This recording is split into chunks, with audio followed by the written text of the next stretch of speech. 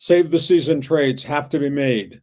I think by Wednesday, the Raiders will get Davante Adams off the roster. This has become a massive distraction. And it's not helped that Antonio Pierce, the head coach of the Raiders, keeps running his mouth about things. The Raiders are shopping this guy. He's got $18 million per year left over the next 3 seasons on this contract.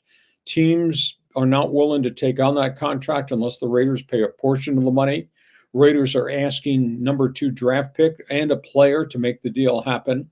We keep thinking Davante Adams rejoining Aaron Rodgers with the New York Jets. The big issue there is, what are the Jets going to give up? The rumor mill is that it may be that the Raiders take the number 2 pick from the Jets and Mike Williams, who's on a 1-year, $10 million contract. Why Mike Williams? Mike Williams played for the Chargers when Tom Telesco was the general manager. Tom Telesco was the general manager of the Silver and Black right now. But there are other teams. Pittsburgh, they have cap space. Might they be willing? They don't have a history of trading high draft picks. Would they be willing to give up a number 2 for a 32-year-old Davante Adams? But Davante Adams will make a big difference in Pittsburgh. He'd give them something they don't have: deep threat speed and veteran experience, and a little bit of firebrand leadership. New Orleans is also in the mix. There has been talk Buffalo might be in the mix. So Davante Adams, I think they have to move this distraction off the roster because he's gone public and said, I want out. Davante Adams might wind up going by Wednesday. Meanwhile, Kansas City, they're operating on the wide receiver Rashee Rice right now. We're going to know by Wednesday how deep this injury is to the knee. There's one sentiment that it's not as severe as first thought, that maybe he's out 8 weeks, comes back at the end of the season.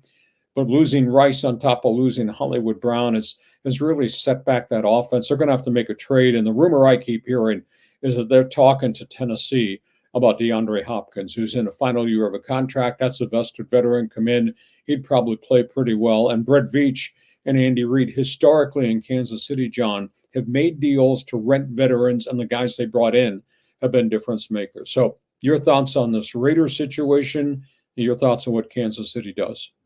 Yeah, it's interesting you bring these up, because when you're talking about Aaron Rodgers at the Jets, and yeah, that makes sense for a landing spot for Davante Adams. But doesn't the Aaron Rodgers situation there sort of parallel what Montana did with the Niners, then going to the Chiefs at the very end of his career?